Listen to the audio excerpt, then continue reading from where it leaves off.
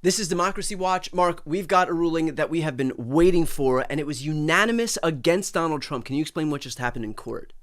Yeah, and out of, by the way, the conservative Fifth Circuit, where, the state of Louisiana thought it had a real shot of reversing a trial court loss it had over a law that requires the display of the Ten Commandments, a particular version of the Ten Commandments, which becomes relevant to this story, Christian version of the Ten Commandment, in schools and in classrooms in that state. This obviously violates the First Amendment. It violates a lot of existing precedent that says that this would violate the First Amendment, and yet that's what the taxpayers of Louisiana are paying for their legislators and governor to do, and to bring and to defend these lawsuits. But the Fifth Circuit affirmed the lower court decision to block this. Is there any indication from the plaintiffs here that they're going to appeal this thing up to to the Supreme Court at this point?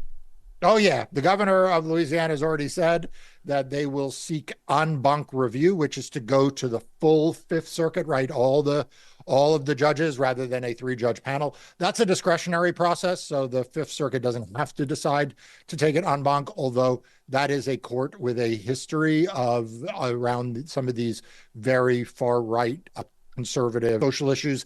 They sometimes do that. So that's, I think, going to be their first stop. But have no doubt, like, this is something that I think the state of Louisiana understood when they passed this law, that they were doing it as a way of trying to bait the case to the U.S. Supreme Court, because they think that with the current composition, maybe they can reverse a lot of years of precedent. They may be able to, in this case, and in doing it, be able to really undo a lot of the First Amendment protections against the imposition of religion in schools.